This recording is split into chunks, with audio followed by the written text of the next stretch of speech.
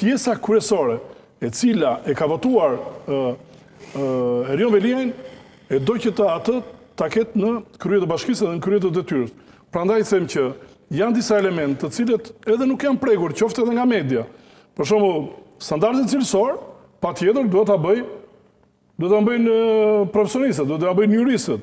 Nuk e di nëse bie dakord Flogerti me këtë.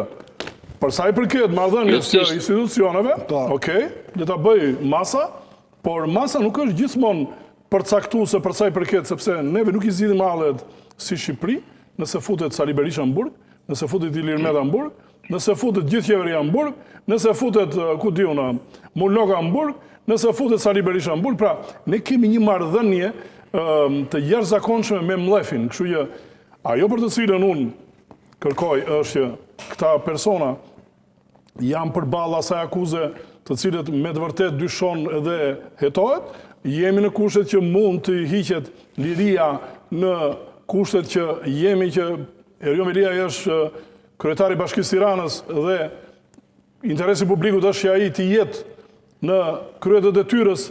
A shikohet ky element, si shikohet për Giulianin? Për Giulianin në Amerikë, gjë e tillë ishte. Akuzat ishin më të rënda se që janë të Erion Veliaj. Më të rënda si akuza dhe gjykata vendose tani kjo akuzë të cilën ti e ke të pavërtetuar në fund.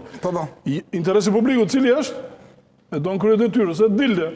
Pra 80 procese ka. Okej, kuptoj. Po Flogert, po sa parë kishte një reagim.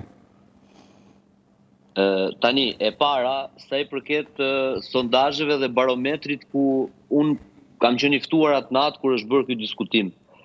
Dëgjoj, unë mendoj se në qoftë se SPAK-u dhe GKK-ja do shohin sondazhet dhe do ecin bazë të tyre, kjo do ishte tragjedi për drejtësinë, sepse ata duhet shohin vetëm ligjin dhe për këtë bie dakord me avokat. Kjo është e para. E dyta, për ashpërsinë e kodit procedurës penale dhe ligjeve që ka Republika e Shqipërisë, unë e kam thënë miku im që Edi Rama është i vonuar për të ardhur tek ju. Pra ka ardhur tek ju, të ajo që ke thënë ti dhe shumë të tjerë profesionistë të mirë të këtij vendi, që ne kemi masa represive që na i parashikon ligji. E dyta, e treta, duhet bjem dakord që prokuroria është palë një proces. Dhe është gjykata ajo që bën drejtësinë dhe kjo është për shqiptarët, jo për avokatin, sa avokati e di shumë mirë këtë gjë. Kemi përplasje më Flogert, ka shumë problem. Është natyrë njerëzore që njerëzit kërkojnë gjak, njerëzit kërkojnë ndëshkim, jo drejtësi. Pra kjo është ajo që për fat keq ka njeriu në vetvete, aq më tepër ne një shoqëri e pa emancipuar dhe pa mësuar me kulturën e ligjit të drejtave të njeriu tek shumë e radhë. Dhe kjo, avokati dashur, është një betejë e madhe që e keni ju, por dhe ne si media pa diskutim, me edukimin publik, me edukimin juridik publik, ai sa të kuptoj se ku mbaron të them diçka, kjo është një sëmundje. Flogert, kjo sinqerisht më pëlqeu kjo që the, se dore tamam tek ajo pjesa të cilën un kam për zemër. Ideja është ne jemi një shoqëri e cila nuk dim të lexojmë, nuk dim të jetojmë në demokraci dhe këtu fillon gjithçka. Në momentin që ti s'di të jetosh në demokraci, ke këtë simptom. Kjo është simptoma e sëmundjes. Kjo filloi atje në shkollë, Flogert. Në qoftë se ti nëpër shkolla nuk ke një libër apo safat se si të sillesh në ambiente përkatëse, apo ku fillojnë dhe ku mbarojnë të drejtat e tua, me fjalë këtu nuk je në rrugë të mbarë. Pra neve kultivojmë vetëm marrëzin, mlefin dhe dhunën. Nuk është kjo.